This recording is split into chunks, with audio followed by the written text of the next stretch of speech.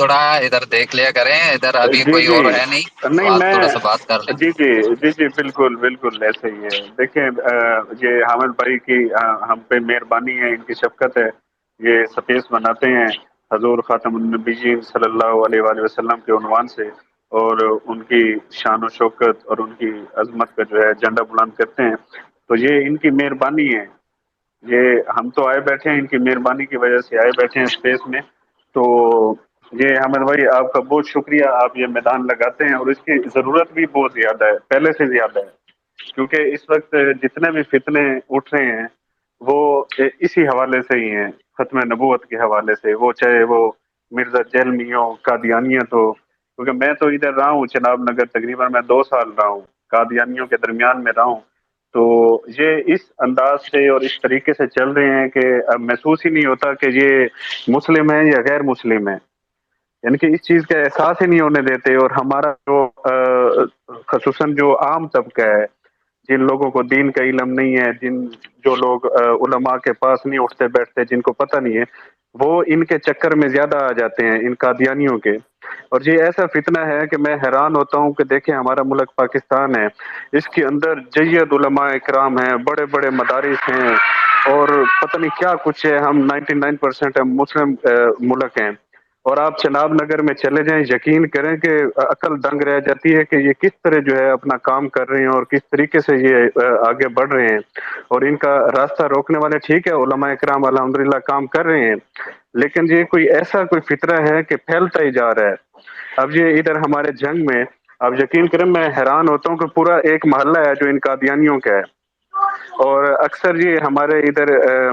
محلے کے ساتھ ایک اور محلہ ہے جہاں پر ان کا قبرستان ہے، تو وہاں پر یہ جب قادیانی اپنا کوئی دفنانے آتے ہیں یا قبرستان کے لیے آتے ہیں، تو ادھر ادھر کی آبادیوں میں ساتھ جتنے بھی غریب مسلمان جو ہے وہ بس رہے ہوتے ہیں، ان کو آ کر یہ پیسے دیتے ہیں، ان کو آ کر یہ جناب وہ جو بھی کھانے پینے کا سامان لے آتے ہیں، اور وہ آگے سے لوگ بھی ایسے ہیں، آپ یہ دیکھیں کہ ہماری آنکھوں کے سامنے یہ جناب مسلمانوں کو یہ ان کو پیسے دے رہے ہوتے ہیں، اور جناب ان کی امداد کر رہے ہوتے ہیں، ان کو کپڑے دینے، ان کو ایسی چیزیں دینی، اور آگے ایسے لکیر کے فقیر ہیں، بیسیکلی علم ہی نہیں ہے، اسی چیز کی کمی ہے۔ تو یہ الحمدللہ حامد بھائی آپ کی مہربانی ہے، آپ کا احسان ہے کہ آپ میدان سجاتے ہیں، تو ظاہری بات ہے ہم عالم تو نہیں ہیں، علماء سے سنتے ہیں کہ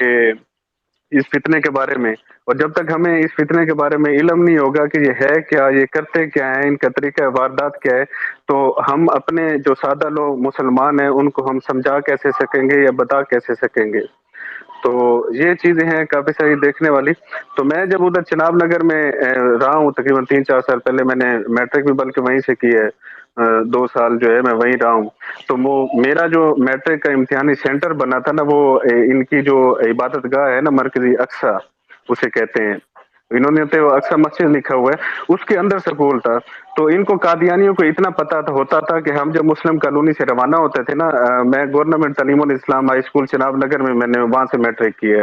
تو وہاں پر ٹھیک ہے ٹیچر بھی قادیانی تھے، اسٹوڈنٹس بھی ہمارے ساتھ کافی سارے جو ہے قادیانی تھے، تو لیکن ان سب کو اتنا پتا ہوتا تھا کہ یہ قاری شبیر احمد عثمانی کے یہ بھانجے ہیں، یہ قاری صاحب کا یہ بیٹا ہے۔ تو ہم جب کالونی سے نکلتے تھے تو جناب ہم نے اسکول جانا ہوتا یا ہم نے ادھر چناب نگر شہر میں جانا ہوتا، تو ان کی جو سیکیورٹی کی گاڑی ہے نا، وہ ہمارے ساتھ تو نہیں لیکن وہ پیچھا کرتے رہتے تھے۔ ہماری عادت ہوتی تھی کہ ہم ان کو تھوڑا سا تنگ کرنے کے لیے ان کی بستیوں میں جاتے، ادھر سے گھومنا گھمانا، جب شہر میں جانا تو پھر آ کے آنا۔ تو انہوں نے جناب ان کی سیکیورٹی کی گاڑیاں جو ہے نا وہ ہمارے پیچھے ہی رہتی، آگے پیچھے، ادھر سے انہوں نے چیک کرنا بھی یہ کدھر جاتے ہیں۔ تو ایک مرتبہ ہم ان کے گئے، وہ جو یہ ان کا بنا ہوا ہے، کیا اسے کہتے ہیں، اب میرے جہاں پہ یہ ضیافت وغیرہ کرتے ہیں اور پتہ نہیں کیا کچھ، میرے نام ذہن سے اتر گئے، تو ہم اس طرف گئے، تو ان کی گاڑی نے آ کے روک لیا ہمیں، سیکیورٹی والی نے، تو انہوں نے وائرلیس گھمائی، اپنے مربی کو کوئی جو بھی تھا ان کا اس کو فون کیا، ہم سے انہوں نے پوچھا کہ آپ کہاں جا رہے ہیں، ہم نے کہا بھائی کھلا شہر ہے چناب نگر، تو آپ ہمیں کیسے روک سکتے ہیں، ہم جہاں مرضی جائیں، آپ کو کیا مسئلہ ہے۔ تو انہوں نے اوپر وائرلیس گھمائی وہیں سے، کیونکہ وہاں پر ان کی سیکیورٹی اپنی ہوتی ہے چناب نگر میں اب بھی، اب چیک پوسٹیں تقریباً کچھ ختم ہوئی ہیں، لیکن پہلے زیادہ چیک پوسٹیں تھی 4-5 سال پہلے، جگہ جگہ پہ ان کی چیک پوسٹیں، ہر محلہ کالونی میں ان کی جو ہے وہ چیک پوسٹیں بنی ہوئی ہوتی تھی۔ تو انہوں نے اوپر وائرلیس گھمائی، انہوں نے بتایا جی قاری شبیر احمد عثمانی صاحب کا ایک بھانجا ہے اور ایک ان کا بیٹا ہے. تو جب ان کو پتہ چلا یہ بزدل ہیں، کوئی اتنے بہادر نہیں ہے، ہم الحمدللہ سارا چناب نگر ربا گھومتے تھے، تو جو کچھ ہم سے ہوتا تھا ہم کرتے تھے. تو ان کو اتنی ضرورت نہیں ہوتی تھی کہ یہ جو ہے نا، ہم تو دو لوگ تھے، یہ مسلح ہوتے تھے، سب کچھ ہوتے تھے، لیکن کہہ کچھ نہیں سکتے تھے. بیسیکلی کافر بزدل ہوتا ہے نا. تو وہ جناب انہوں نے ہمیں بڑا وہ ہم نے ان کو چکر دینے، انہوں نے ہمارے پیچھے ہونا. تو مقصد کہنے کا یہ ہے کہ وہاں پر رہ کے دیکھے کہ جی آپ کے ساتھ بیہیو ایسا کرتے ہیں، آپ کے ساتھ سلوک ایسا کرتے ہیں جیسے یہ لوگ کہتے ہیں نا جی قادیانی تو بڑے یہ ہیں جی. کافروں کے بارے میں اوور آل ہم لوگ کہتے ہیں جی وہ بڑے ایماندار ہیں، وہ بڑے یہ ہیں وہ ہیں، ان کا اخلاق بڑا ہے یہ ہے. اور حقیقتاً یہ جو مسلمانوں کو ورگلاتے ہیں اسی بہاف پہ، اپنا یہ جو ان کا انداز گفتگو ہوتا ہے یا جو یہ پیار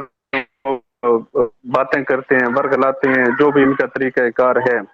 تو بس ان چیزوں کو کاؤنٹر کرنے کی ضرورت ہے. ان کا جو طریقہ واردات ہے اس کو تھوڑا سا لوگوں کو بتانے کی ضرورت ہے، لوگوں کے علم میں لانے کی ضرورت ہے کہ یہ کس طرح لوگوں کے ایمان پر حملہ کرتے ہیں اور کس طرح جناب یہ لوگوں کو مرتد بنا رہے ہیں. تو اللہ تعالیٰ آپ کی محنت کو قبول فرمائے. حضرت مفتی صاحب بھی بیٹھے ہیں، علماء آئیں گے، وہ ان مسائل جو بھی ہیں اس پہ گفتگو فرمائیں گے. تو میرا جو اپنا ایک ذاتی تھوڑا سا ان کے حوالے سے تجربہ تھا وہ میں نے آپ سے شیئر کیا. تو باقی اللہ تعالیٰ جو ہے اس فتنے کا خاتمہ فرمائے اور ختم نبوت کا بول بالا فرمائے.